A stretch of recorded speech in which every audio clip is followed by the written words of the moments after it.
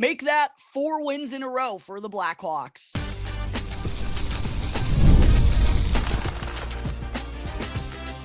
You're Locked On Blackhawks, your daily podcast on the Chicago Blackhawks, part of the Locked On Podcast Network, your team every day. What's going on, Blackhawks fans? Welcome back to another episode of Locked On Blackhawks, part of the Locked On Podcast Network, your number one sports podcasting network, where we bring you your team every day. I'm your host, Jack Bushman, as always. On today's episode, I'll start off with a superb team victory over the Blues to extend the winning streak to 4 games, plus the latest on Connor Bedard's injury status as he's nearing a return, as well as a trade that went down today between the Blackhawks and the San Jose Sharks. Before I get into all that good stuff, though, Blackhawks fans, want to say a quick word about Glenn Hall, Blackhawks franchise icon, one of the greatest goalies in NHL history, who passed away last night at the age of 94. Spent 10 of his 18 seasons in the NHL as a member of the Blackhawks, a 3-time Vezina Trophy winner, Calder Trophy winner during his time with the Red Wings, also helped the Blackhawks win the Stanley Cup in 1961, and I know was someone who impacted and touched on the lives of many Blackhawks fans, many different people. So just wanted to say, give a quick word to Glenn Hall and the Hall family, everyone who was impacted by his unfortunate passing last night. Lived one heck of a life, though, 94 years old, and I believe was actually the last living member of that 1961 Blackhawks Stanley Cup team. So one last time, rest in peace to Glenn Hall. Thoughts and prayers go out to the entire Hall family and everyone in the Blackhawks community and elsewhere that's been impacted by this loss. But getting into what transpired on the ice last night, sure glad the Blackhawks made that late night puck drop count, and I'm so glad they picked up a win over the Blues, because I'm sure some of you remember yesterday during my preview episode, I gave a little bit of a pep talk to this Blackhawks team, talking about how the stats that the Blues have so far this year, 32nd in the NHL in goals per game, also bottom 5 in goals against. Quite honestly, I didn't even know how they were ahead of the Blackhawks in the standings up until what resulted in last night's game. But I just thought this was a great opportunity to keep the momentum going on home ice, go and take it to a rival. I thought they let the Blues off the hook a little bit the last time these two teams met, which, of course, was the game that Connor Bedard got injured in. No fisticuffs or no super high tensions running between these two teams, which I do think is ultimately the right decision. Like, as I said when I first broke down the injury that Bedard suffered, don't think Braden Shen tried to do anything dirty or did anything intentional there whatsoever. It was just unfortunately a freak accident. So I'm kind of glad there were some, emotions running high per usual whenever these two Central Division foes face off with one another. But glad to see that nothing really crossed the line last night, or the Hawks didn't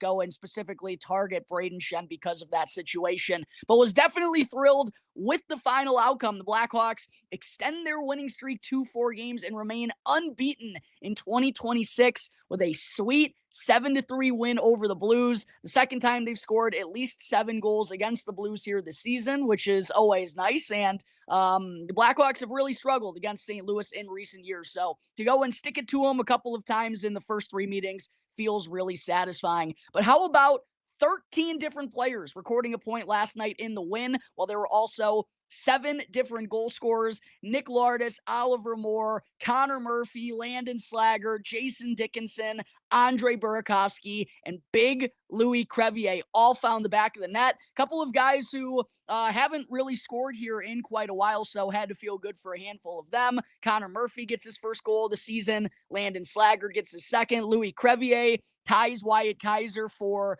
the most goals among all Blackhawks defensemen. And in general, I thought the Blackhawks blue liners were so active last night, and we need that to happen a little bit more frequently. Believe it or not, 4 of the 6 defensemen recorded points last night. The 2 who didn't were Wyatt Kaiser and Artem Levshinov. 2 points each for both Connor Murphy and Matt Grzelcyk. Mentioned that Crevier had that goal. Also added an assist, while Alex Vlasic found his way on the stat sheet last night as well. So, like I said, I thought it was truly one of the best team victories by the Blackhawks throughout the entire season so far. 13 different point getters, 7 different goal scorers, 5 guys recorded multiple points. Also love to see the Blackhawks record 35 shots on goal for just the 3rd time this season. Blashill has talked a lot recently about, over the last couple of months, it's really been an issue for this team for most of the season, but passing up on prime scoring attempts and not getting the puck on net frequently enough. Well, they definitely checked that box last night, and if they can get over the 30,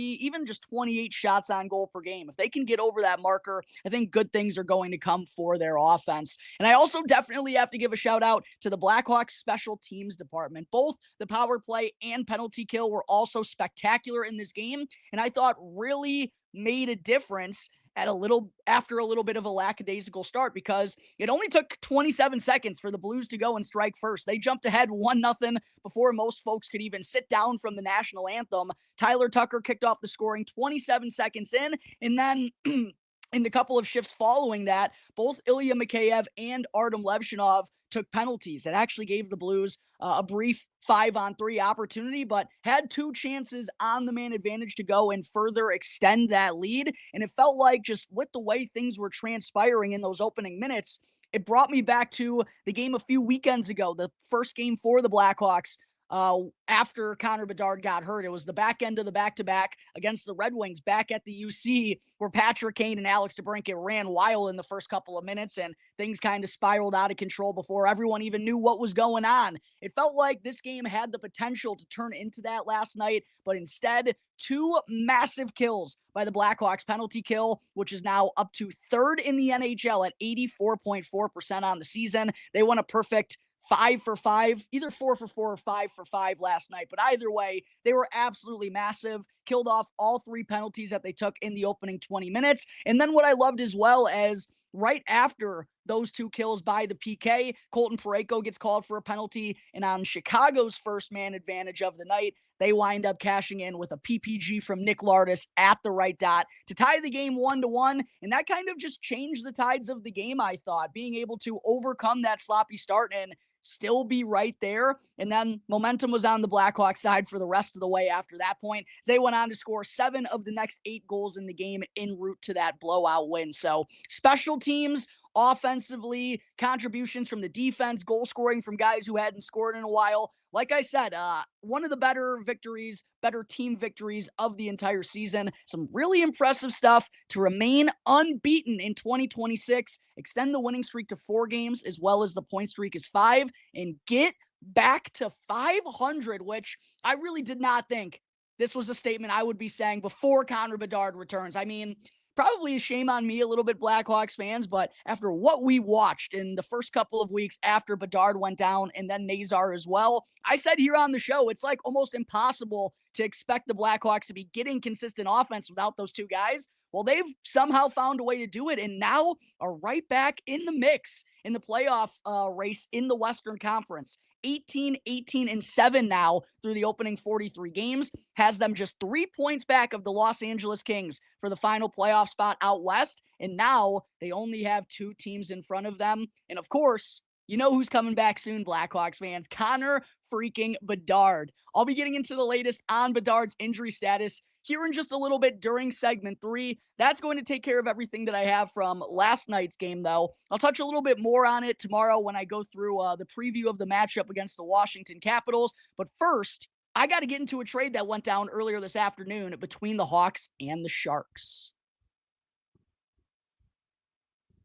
But first, I got to talk to you all real quick about today's sponsor, which is Rocket Money. Let's be real. Managing your finances can definitely feel overwhelming. Between subscriptions that you forgot about, bills that keep going up, and trying to figure out where all your money actually goes each month, it's easy to feel like you're losing control. And who has the time to track every transaction or hunt down those hidden fees? Well, that's where Rocket Money comes in, the personal finance app that helps you take control. It finds and cancels your unwanted subscriptions, monitors your spending, and helps lower your bills so that you can grow your savings. And I personally love how it tracks all of my subscriptions and lets me cancel them right in the app just with a few taps. No more hunting down those customer service numbers. So go and let Rocket Money help you reach your financial goals faster. Go and join rocketmoney.com/lockedon. Again, that's rocketmoney.com/lockedon to go and check it out today.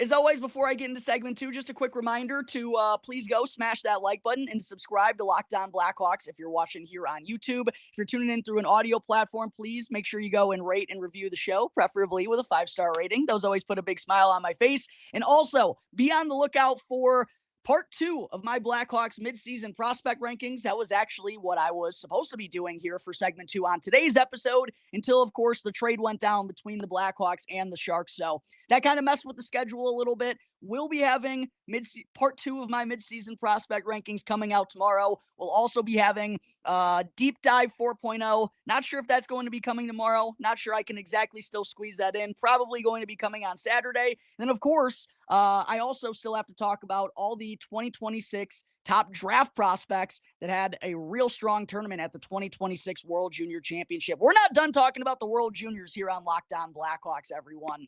But getting into segment 2 here for today's show, like I said, what pushed the episode back a little bit further, what led to me having to change my plans for what I wanted to run with on today's show, is the trade that was made between the Blackhawks and the San Jose Sharks. And finally, after general manager Kyle Davidson spent several weeks trying to find him a new home, Laurent Brossoit is on the move. He's been traded to the San Jose Sharks, and going with him is 2021 first-round pick Nolan Allan, along with a 2028 seventh-round selection in exchange for defenseman Ryan Ellis, Jake Furlong, who's also a defenseman, and a 2028 fourth-round pick.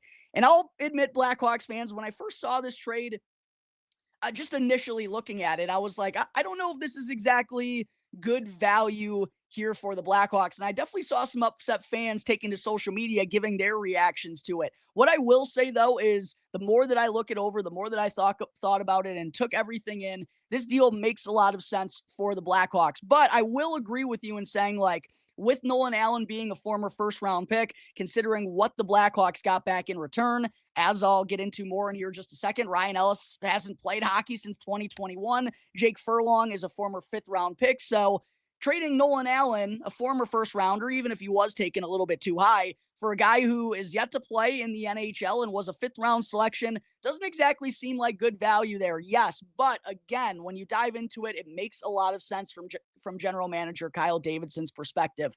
First off, we knew Laurent Brossoit, obviously, this is easy to break down, right? We knew Laurent Brossoit didn't have a home here in Chicago. They've been trying to find him a new one over these last couple of weeks. Not room for him up in the NHL with both Spencer Knight and Arvid Soderblom having signed multi-year extensions. And even when Soderblom was struggling before his last couple of starts, there didn't really seem to be any desire from Kyle Davidson to make a change to the backup goaltender spot and maybe call up Laurent Brossoit and showcase him for a couple of games in the NHL. They just kept him down in the AHL with Rockford. They actually placed him through waivers where he didn't get claimed in order to get there. So we knew that it was either going to be Rockford or somewhere else via a trade for Laurent Brossoit. There was just no room for him here. The Nolan Allan side of things, Blackhawks fans, is a little bit more interesting. However, when you just get to the nitty-gritty of it, Nolan Allan had fallen down the Blackhawks depth chart undoubtedly so far here in 25-26. The call-up wasn't going to be coming this year unless there were several injuries to the left-handed defenseman. And considering Alex Vlasic and Wyatt Kaiser are manning the left-hand side, both of them seem to be future staples of the Blackhawks blue line as they're both still relatively young. Matt Grzelcyk manning that third pairing and has been playing pretty well there. So there was just no room for Nolan Allan. And as I've talked about when Ethan Del Mastro has been recalled, or even when he played in the season opener when Alex Vlasic was injured over Nolan Allan, I said, I think this pretty much indicates that the Blackhawks rank Ethan Del Mastro ahead of Nolan Allan. And then there's still another guy that I'm forgetting, in Kevin Korchinski, who, yes, has also fallen down the pecking order a little bit here, but still undoubtedly, considering he was a seventh-round pick not all that long ago, and considering the upside that he possesses with his skating and with his offensive abilities, Kevin Korchinski is always going to be given those opportunities, even if, neither of them have been given NHL opportunities so far this year. Neither Allan nor Korchinski appeared in an NHL game in the first half. If it was between the two, Kyle Davidson would definitely be choosing Kevin Korchinski. So with the logjam on the left-hand side, something that I've talked about on the show, and I'm sure many Blackhawks content creators have talked about, there's just too many defensemen and not enough spots. So at some point, one of these guys was going to end up getting moved, and it seemed likely that one of Allan or Del Mastro was going to be the culprit, considering they kind of do the same thing. So again, there wasn't really a whole lot of room for Nolan Allan here either, and the chances that he was going to become a puzzle piece in the Blackhawks rebuild were getting slimmer and slimmer and slimmer. Looked decent in 43 NHL games late last year as a physical, defensive-minded defenseman, did some things well in his own zone, had a couple of good stretches of games, but even as I talked about yesterday, funny enough, when going through part one of my Blackhawks midseason prospect rankings, where I did include Nolan Allan, I just said there's really nothing about his game that jumps off at you. And while that is typical of a defensive defenseman, I still feel like he didn't have those elite traits that defensive defensemen do, and doesn't offer a lot of foot speed, doesn't have a great first pass out of the D zone, doesn't really give you all that much on the offensive side of things. So because of that, he was becoming less and less intriguing. And while that, led to him not getting traded for all that much, I think we all can kind of agree that Nolan Allan as a first round pick was a little bit of a reach by then general manager Stan Moman back at that time. So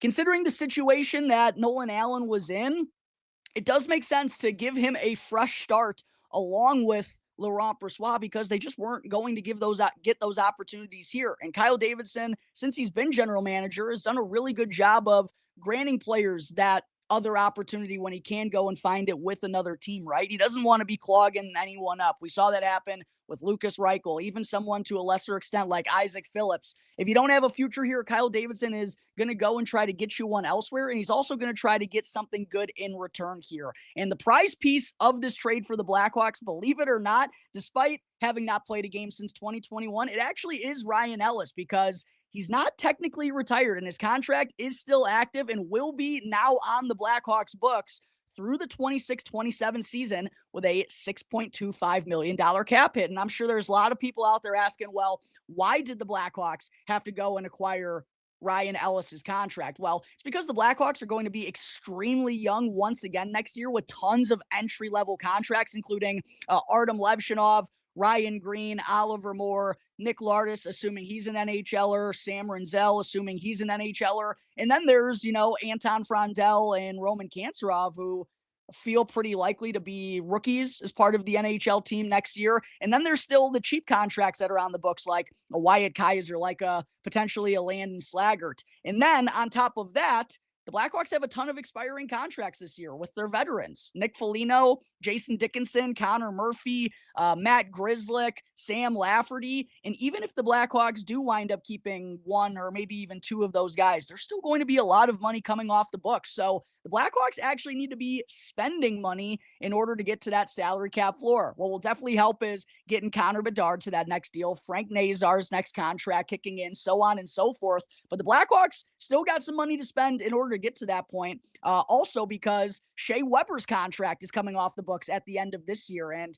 this is a very similar move to the Shea Weber contract addition that the Blackhawks made at last year's trade deadline. With Shea's $7.48 million getting expired off the Blackhawks books this year, now they can insert Ryan Ellis's $6.25 million. And by the way, in doing so, with a player in Ryan Ellis who is not going to be playing professional hockey any longer due to a severe and complex pelvis injury, the Blackhawks, Kyle Davidson successfully added that money to the books without taking up a roster spot from one of these young kids or one of these guys who's still going to be on the team next year, right? So it checks off a real savvy box for Kyle Davidson, even though value-wise, yes, maybe getting rid of a former first-round pick who in a couple of stretches last year showed that maybe he can be a third pairing defenseman. San Jose probably got the best player out of this, but the Blackhawks did something that they really needed to do and added some more weight to their salary cap next year that'll help them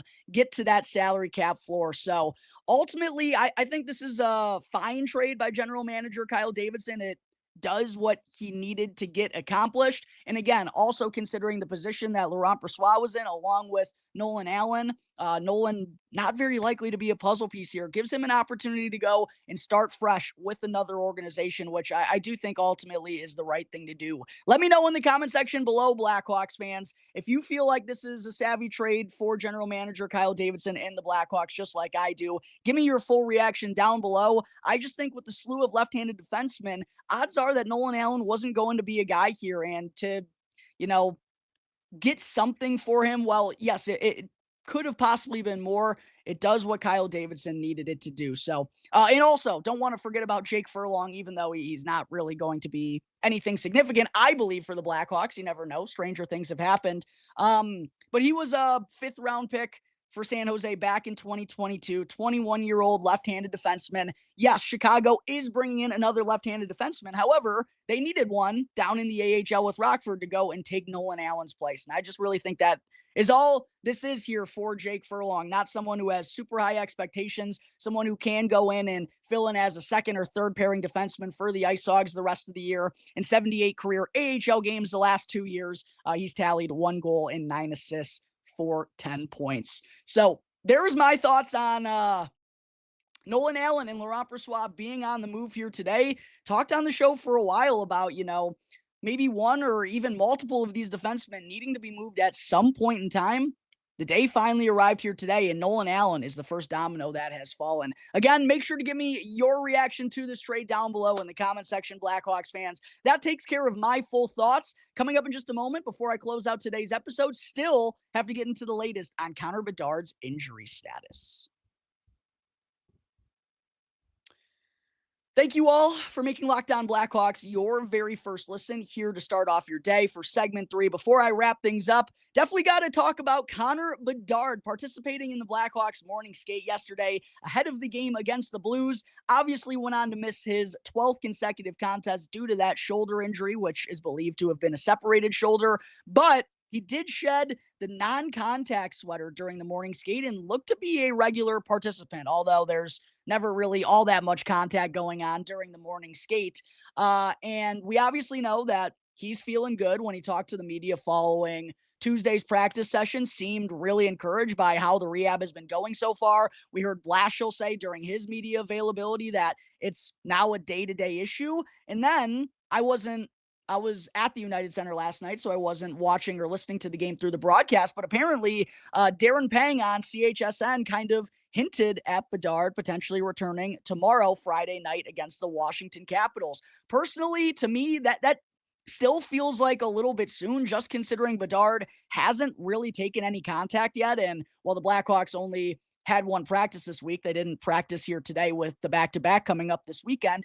I still feel like, just considering how important Connor Bedard is to the future of this team, right, and what he means to the city and the franchise, I'm no doctor, but I feel like you want him to be 110%, and I'm not in that locker room. I'm not examining Connor Bedard. I don't know if he's at 110% or not, but I just feel like they'd want to give him a practice or two before having him return to game action. But again, like I said, I'm not in those rooms. I don't know what kind of discussions are being had. And the Blackhawks have 2 games here this weekend, tomorrow against the Washington Capitals, Saturday against the Nashville Predators, a road game in Nashville.